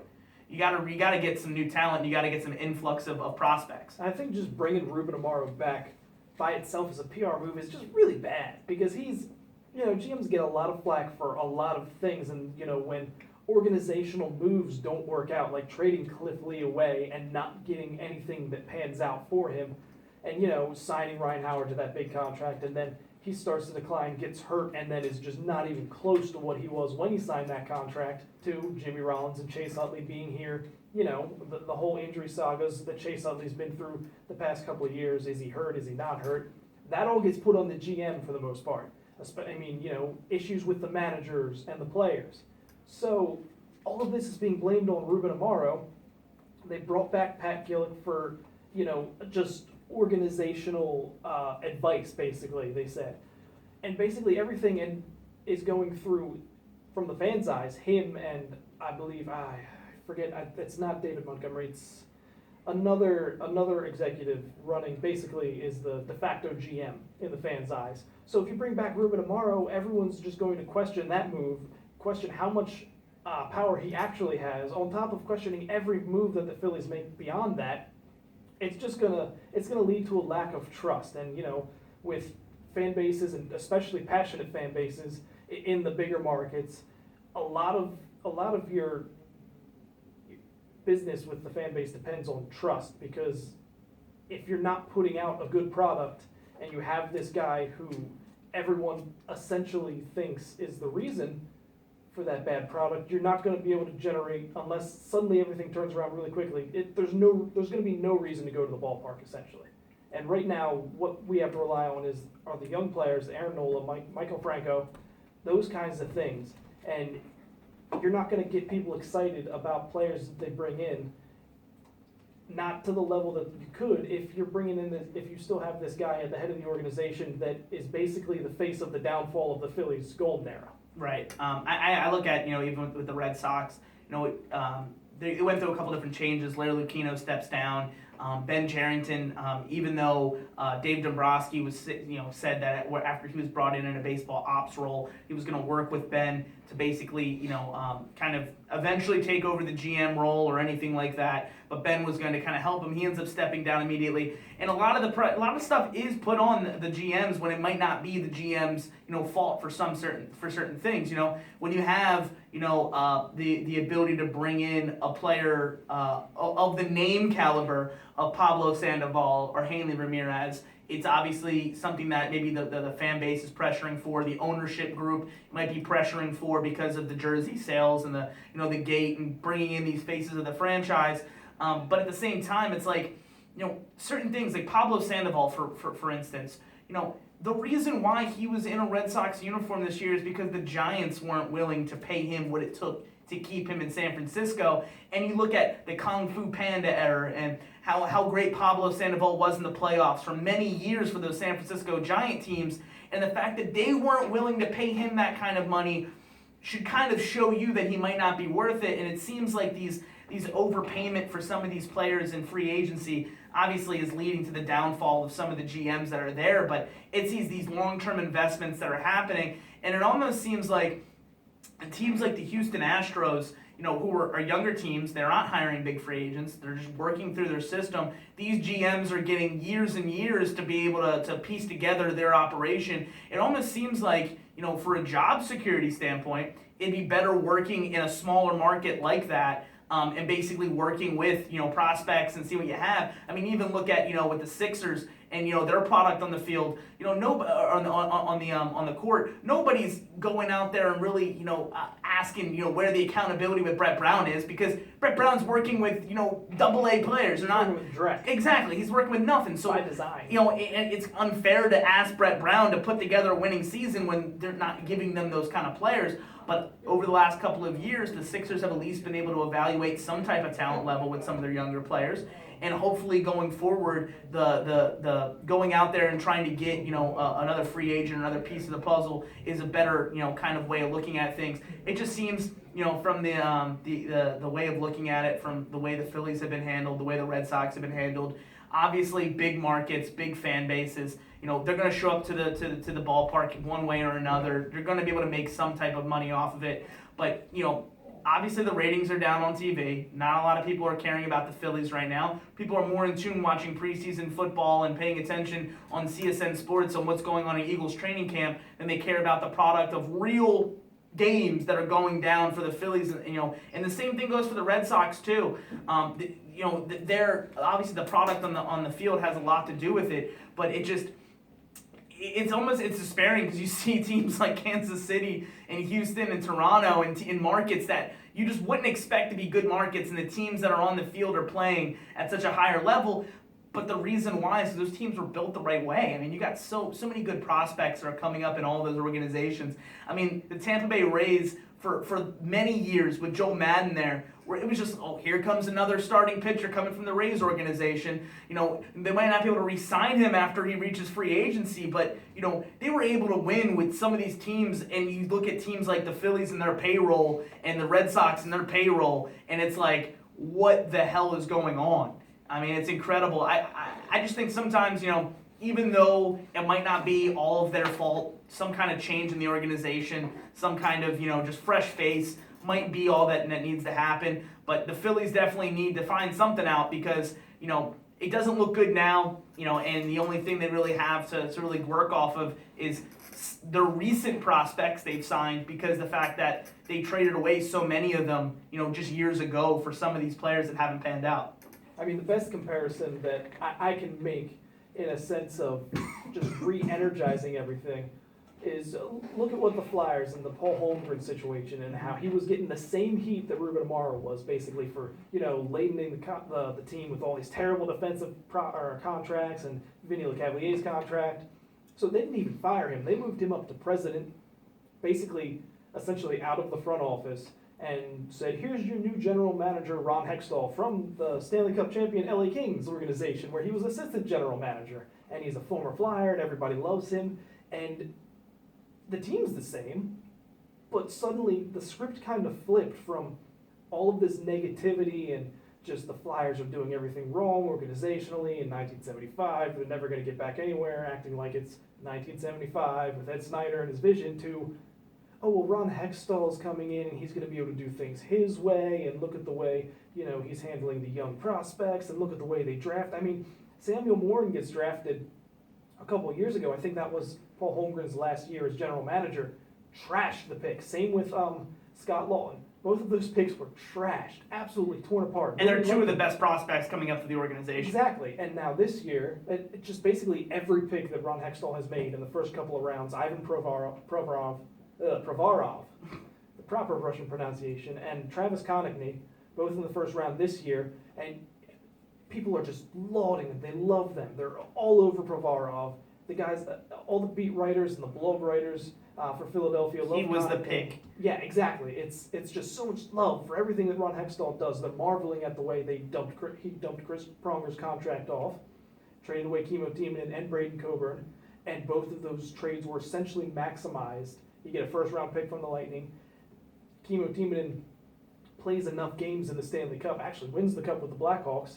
They get that pick. So they get that pick. Exactly. It's just maximized. So everything that's done gets the benefit of the doubt of a new guy coming from a winning organization, and having the old guy who screwed everything up basically out of the picture, still part of the team and doing things, but you know, he's just a numbers guy now. He's just a face, a guy to go to all the big events with the suits. Sometimes it doesn't need to be a Chip Kelly who comes in and revamps everything to be that change. Sometimes it just needs to be another person in the same position with the same set of tools that now the narrative does change. And I think that definitely is a big thing that's happened with the Flyers. I think, you know, on the opposite end with the Bruins, it hasn't been so smooth for Don Sweeney, even though he was with the organization for a long time. He played for the Bruins as a player, similar to Ron Hextall. He comes in the position now, obviously he didn't do himself many favors with some of the original moves he made. It's because he was a victim of Ron Hextall, his sneaky way of stealing away draft picks for guys like Zach Ronaldo. Exactly. But at the same time, you know, after a pretty horrific draft, and I think it is kind of maddening when you look at the fact that, you know, most of these players who are drafted in the entry-level draft don't actually end up being anything, you know, and we laud these things when it comes to being picked in a certain position versus what they're going to be 3 years, 4 years from now, similar to how people, you know, hammered Holmgren for those picks before they even saw how they developed. You know, we don't know with these 3 picks, but we just look at the fact that why was he picking all 3 picks? You know, obviously some stuff that goes on with Don Sweeney. He rewrites that narrative a little bit. He's able to flip Riley Smith. He's able to get, what's it called? A long-term or not a long-term contract, but another contract out for Brett Conley, and being able to work out some things. He does. He signs, you know, pretty much the best player available in Matt Bolesky coming out in free agency when it came to all the buzz and stuff about a player, to a contract that was fairly reasonable, and he's able to be able to do some of these things, and all of a sudden people are looking at it and they're just glad Peter Chiarelli's not there anymore. And obviously the outlook for the Bruins is so much more positive because we at least know it's not Peter Chiarelli and his old boys club way of doing things, and now there's something fresh there, whether he's just a puppet for Cam Neely or not, which it obviously looks like. It's a different face. It's something there. There's some kind of promise that goes along with it, some kind of new hope, because we know what the old guard had. We knew it wasn't good enough, and now somebody new's coming in. It's at least some type of positivity. I think the Flyers could definitely, benefited from that, and the Phillies could definitely benefit from looking just at what the Flyers did. I agree 100% with what you're saying, man. Even now, it was August 27th, almost 8 o'clock. We're still finding ways to talk about hockey. We have. It's It's our just bread and butter, really. It does. It is. Football is king in America, but hockey, for whatever reason, it's just so much more fulfilling. I look at it, the seasons, because it's similar to football in a way where it obviously it doesn't have the national attention. Don't get me wrong; it's not any on the level there. If you're a diehard fan of it, it is a 365-day sport, and it seems like there's only, and it's not even seems like, there really is. There's only like a 2-month break before everything gets back in action. I mean, the NFL season is long in the way that it works, and obviously the media coverage for the NFL season is, like I said, 365-day sport. But with the hockey, it going deep into the summer and it just being right around the corner when it's about to start over again, it is a sport that obviously we hold dear in our hearts. And being big fans of our respective teams, it's this year too. I mean, every year is the year. When it comes down to the promise of some of these teams, but anybody can win the Stanley Cup. It really is. It really is. It feels like that, at least because of the fact that there's similar to how the Major League Baseball has played out over the last couple of years. There's so much parity in the league that you really can't. I mean, who might have be in contention, but the Bruins, for instance, they're in contention. They don't make the playoffs last year. Everybody's talking about how the Bruins are the best team coming out the East, along with the Montreal Canadiens, and both of those teams don't go to the Eastern Conference finals. It works against some of that kind of stuff. So with that in mind, it's a crazy sport. I mean, who would Tampa Bay? Come on, you know what I mean? That's not a hockey market whatsoever. LA, they win multiple cups. That's not a hockey market whatsoever. But it constantly is it's one of those things where everybody has a shot at the beginning of the year, and it's just fun to project and look at exactly where you think a team's going to finish. All right, well, we're just about done, so we leave it as we always leave it every day, because we're awesome. And everything else is awesome too. Of course it is. Just let you listen to the Lego Movie. Bye, guys.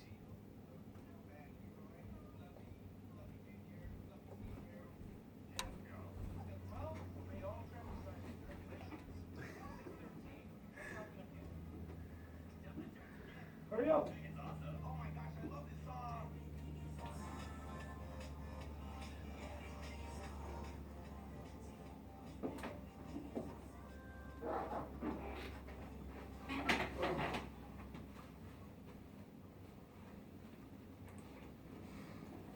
Oh, God, okay. All right. Click.